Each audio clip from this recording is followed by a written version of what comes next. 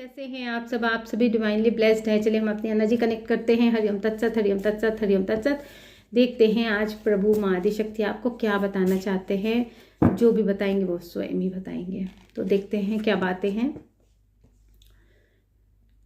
हे अर्जुन, जो बाह्य इंद्रियों के विषय की आसक्ति नहीं करता वह अपनी आत्मा में सुख का अनुभव करता है और इसी शांति से वह ब्रह्म योग में अपनी आत्मा को लगातार समाधि द्वारा अक्षय सुख को भोगता है। देखिए यहाँ पे जो गीता के श्लोक में भगवान बता रहे हैं कि बाह्य इंद्रियों के विषय की आसक्ति, तो विषय की आसक्ति नहीं करता। यहाँ सबसे बड़ी चीज़ क्या है कि आसक्ति आपको नहीं होनी चाहिए किसी भी चीज़ में।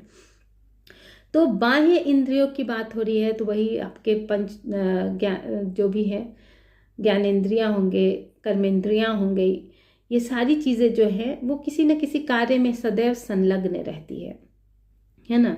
तो इससे क्या होता है कि जो आसक्ति है उसमें बार बार कोई चीज़ करने से ना क्या होता है कि हम अपनी क्षमताओं को समर्पित करते चले जाते हैं। जैसे कि हम बार बार अगर प्रभु का चिंतन करें ना तो हम अपनी क्षमताओं को प्रभु को समर्पित करते चले जाते हैं। तो वहाँ से क्या होता है कि वहाँ की आसक्ति से होता है कि हमें स्ट्रेंथ मिल जाती है और यहाँ की आसक्ति से क्या होता है कि हमारा पतन होने लगता है।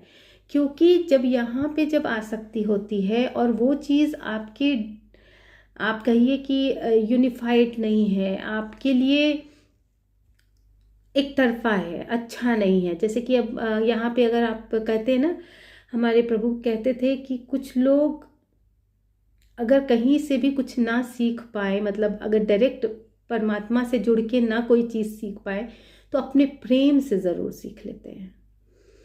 तो यहाँ पे ना प्रेम जो है वो अब आपकी बाह्य इंद्रियों के द्वारा ही होगा, समाज संसार में ही होगा, तभी तो आप सीखेंगे। तो यहाँ पे भी जो है एक तरफा प्रेम चलेगा, न एक तरफा आसक्ति चलेगी, ना ही एक तरफा जो है आपका जो है यूनिफाइड लव होना चाहिए, म्यूचुअल अट्रैक्शन होना चाहिए, म्यूचुअल बॉन्डिंग होनी चाहिए, जिसके लिए उस आसक्ति से आप क्या प्राप्त करेंगे, वो लर्निंग, वो लेसन्स प्राप्त करेंगे जो कि आपको डायरेक्ट परमात्मा से कनेक्ट कर देगा।